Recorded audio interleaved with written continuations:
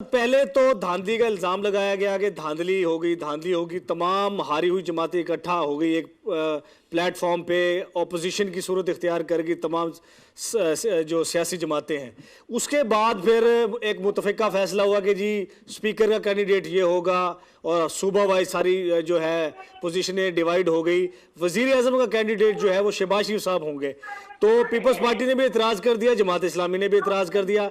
Peoples party से तो मैं पूछ लूँगा सर, उनको भी प्रोग्राम में शामिल करूँगा। जमात इस्लामी को शहबाज शरीफ साहब के नाम पर एतराज़ क्यों है?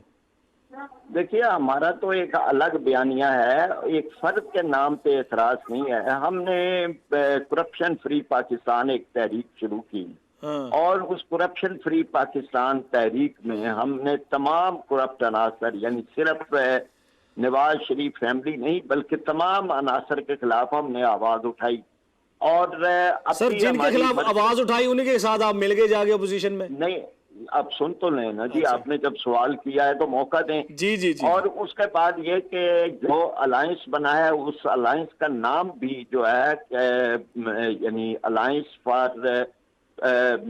Free and fair election. अच्छा, वो उस मकसद के लिए हम उनके साथ हैं। ठीक है, कि फ्री एंड फेयर इलेक्शन अब भी और मुस्तकबिल में भी। ठीक है। लेकिन जहां तक ताल्लुक है कि असेंबली के अंदर तो हर इशू हमारे लिए अपना है। हम अपने इशू पे अपनी ही बात करेंगे, अपना बयानिया जारी करेंगे। ठीक है। हम कोई उस मुतहिदा अपोजिशन के ना पाबंद है, ना हमने उसके साथ इस तरह का कोई एग्रीमेंट किया है। एग्रीमेंट तो नहीं हुआ, लेकिन नून लीग कहती है कि आप लोग पाबंद हैं। नून लीग ये कहती है। नहीं नहीं, वो पाबंद है तो पहले तो पीपल्स पार्टी को वो कायल करें कि वो पाबंद है।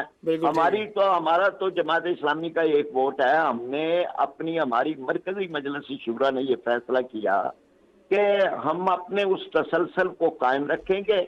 और चूंकि हमने इस सिलसिले में माजी में भी एक सबके खिलाफ एक रखा है अपना बयानिया, तो वो चाहे पीपल्स पार्टी हो, चाहे नून हो और चाहे मुस्तकबिल के अंदर पीटीआई हो, करप्शन के मामले में हम कहीं भी रियायत जो है वो नहीं। अच्छा, तो शहबाज शरीफ साहब के नाम पे एतराज है आपको या सिर्फ मुस्लिम लीग नून का कैंडिडेट होने की वजह से एतराज है? नहीं, मतलब मुस्लिम लीग नून के तो राजा जफर हक साहब की हमने हिमायत की थी। अच्छा। लेकिन शहबाज शरीफ साहब का नाम भी कई केसेस के अंदर मौजूद है, जिसमें हुदैबिया पेपर मिल का दीगर वो हैं। तो हम ये समझते हैं कि जी उनके लिए रास्ते मौजूद हैं अपने आप को बरी करवाने के। वो अगर अदालतों से, नैब से बरी हो जाते हैं तो हमें उनसे कोई ज़ाती तौर पर वो इख्तिलाफ तो नहीं है। इख्तिलाफ तो करप्शन की वजह से। ठीक है, तो वजीर आजम के इंतखाब में फिर किसको वोट देगी जमात इस्लामी सर? नहीं, कोई जरूरी तो नहीं है कि जी हम हर सूरत किसी को वोट दें। अच्छा, यानी कि न्यूट्रल रहेंगे आप, किसी को वोट नहीं? हमने एक वक्त के अंदर ये किया था कि हमने अपना कैंडिडेट जो है वो खड़ा किया था। अच्छा।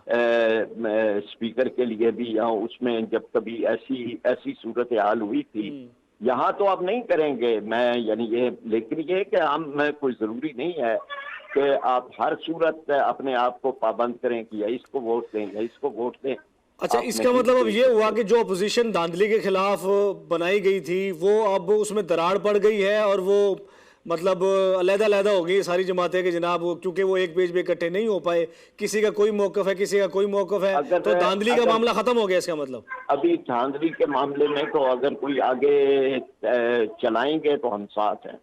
यानी धांधली के मौजू के ऊपर कोई भी अगर चीज आगे चलती है, हमारी शूरा ने करारदाद दी, हमारी प्रेस कॉन्फ्रेंसें हुई हैं, तो हम इस तरह के सारे मामलात में कि जो इंतखाबी धांधली के बारे में है, हम उसमें पूरे तौर पे साथ हैं। तो यानी कि खुद से आप नहीं चलाएंगे, कोई खुद दूसरा चलाएगा तो आप साथ चलेंगे?